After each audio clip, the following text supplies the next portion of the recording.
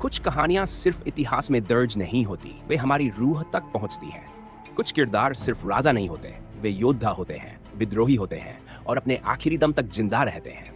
आज हम बात कर रहे हैं उस महान योद्धा की जिसने मुगलों की सल्तनत को चुनौती दी, जिसने अपने लहू से मराठा इतिहास के पन्ने लिखे, संभाजी महाराज। लेकिन यह कहानी सिर्फ युद्ध की नहीं है, यह कहानी है विश्वासघात की, बलिदान की और एक ऐसे अंत की जिसे देखकर रूह कांप उठती है। क्या आप तैयार हैं? क्योंकि ये कहानी आपको झकझोर कर रख देगी। जब छत्रपति शिवाजी की तलवार थमी, तब मराठाओं की उम्मीद संभाजी बने। वह सिर्फ एक राजा नहीं थे, वह एक योद्धा थे जो आखिरी सांस तक लड़े। संभाजी को शिवाजी की तरह ही बचपन से ही युद्ध की शिक्षा मिली, लेकिन उनके लिए यह सफर आसान नहीं था। पिता की मृत्यु के बाद रायगढ़ की गद्दी पर बैठते ही उन्हें हर तरफ से साजिशों और दुश्मनों ने घेर लिया। लेकिन सबसे बड़ा दुश्मन बाहर नहीं बल्कि भीतर था।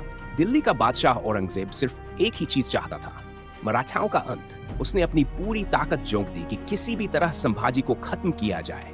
लेकिन संभाजी महाराज इतने आसानी से झुकने वाले नहीं थे। उन्होंने 9 साल तक लगातार मुगलों से युद्ध किया और हर बार उन्हें पीछे हटने पर मजबूर किया। लेकिन इतिहास की सबसे बड़ी कहानियां सिर्फ तलवारों से नहीं लिखी जाती, कुछ कहानियां अपनों की गद्दारी से भी बनती हैं। संभाजी को उनके ही अपनों ने धोखा दिया।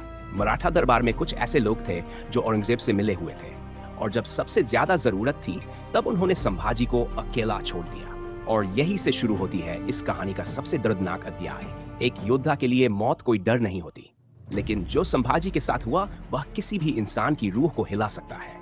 औरंगजेब ने उन्हें कैद कर लिया, लेकिन सिर्फ मार देना उसका मकसद नहीं था। उसने दुनिया के सामने मराठाओं को नीचा दिखाने के लिए सबसे बड़ यातनाएं दी।